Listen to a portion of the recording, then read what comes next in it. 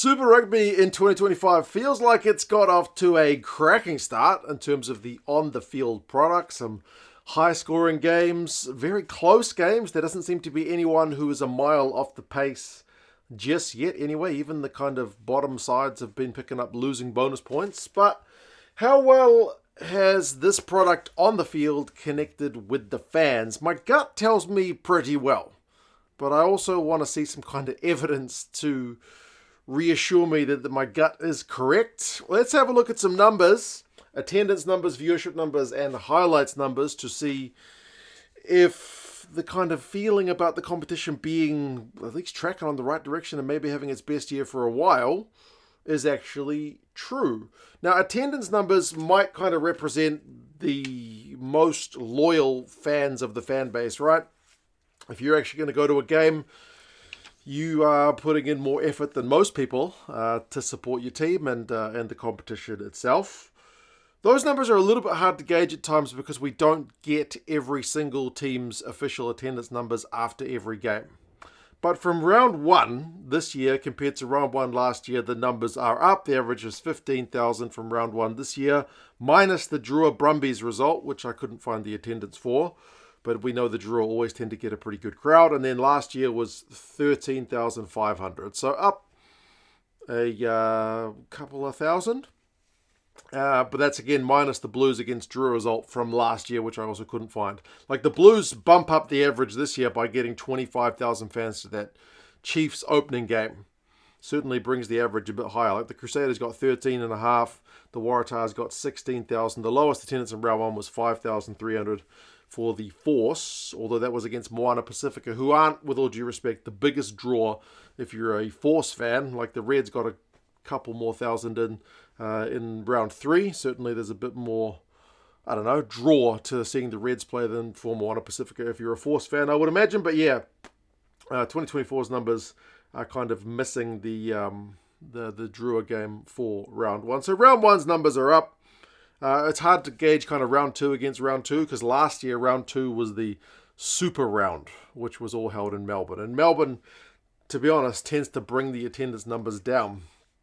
If you're looking at Super Rugby, they weren't kind of one of the biggest in terms of a draw for the old fans in Melbourne, which has got a lot of other sports on. But yeah, there's some encouraging numbers in the attendance, but it's still too early, I think, to put a big green stamp that it's a massive pass, but the numbers are very encouraging. Viewership numbers, it's a harder one to gauge again because we don't get access to those numbers. I certainly don't have access to the Aussie numbers, but interestingly, Sky New Zealand, who's our broadcaster here, is in a little bit of an arm wrestle with New Zealand Rugby for the future rights to broadcast rugby here in NZ. So Sky has released some of their numbers for various sports, but included the Super Rugby numbers. So they're obviously all up. Like Sky's not going to release them if they're looking bad. They want to sign a deal with New Zealand Rugby. So they're showing some positive numbers. But across their different platforms, the numbers are all up. 12%, 16% or 42% depending on which platform the users are on. So all kind of double-digit improvements from Super Rugby last year. And compared to 2023, it's up 25%. So viewership numbers in terms of at least New Zealand viewers who are paying on this paid subscription service Sky, their numbers are all up in terms of people watching the games. Now, what about the highlights? This is a good one because we can actually access this data. Now, Super Rugby's highlights have always kind of killed it. If you look at the Super Rugby highlights numbers compared to any other rugby competition in the world, club competition, Super Rugby smashes it. Always really, really good numbers. Like the average number of views for the Super Rugby highlights packages from round one last year was 147,000, which is pretty good. Like the highest being the Crusaders and the Chiefs, which got 240 odd, and the lowest being the Rebels and the Brumbies, which got 84,000. But still pretty solid numbers. Those are better numbers than most, as I said, most other competitions get in terms of their highlights packages. But this year, the numbers are up from 147,000 to 231,000. So the views, at least these are the round one numbers, are massively more viewed. So it seems like casual viewers increase, like medium fans increase, and then the diehard fans increase as well. So it sort of seems to be.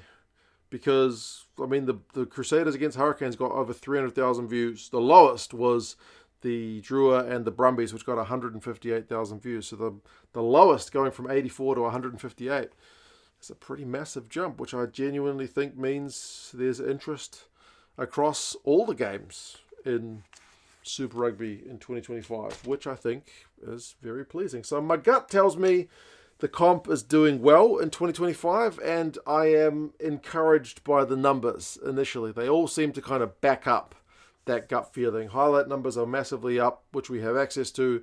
The viewership numbers, which they have provided, at least here in New Zealand, are up. I'd love to know the Aussie numbers, but I haven't got them. And then the attendance numbers, it's a bit too early to say, and we don't get all the data, but those numbers seem to be trending in the right direction as well. You guys let us know your thoughts. I couldn't get any top 14 attendance numbers. Those would be the most fascinating ones, because that French league goes gangbusters and probably does better than everybody else. But yes, you guys let us know your thoughts, and yeah, I'll talk to you guys again soon. See you later.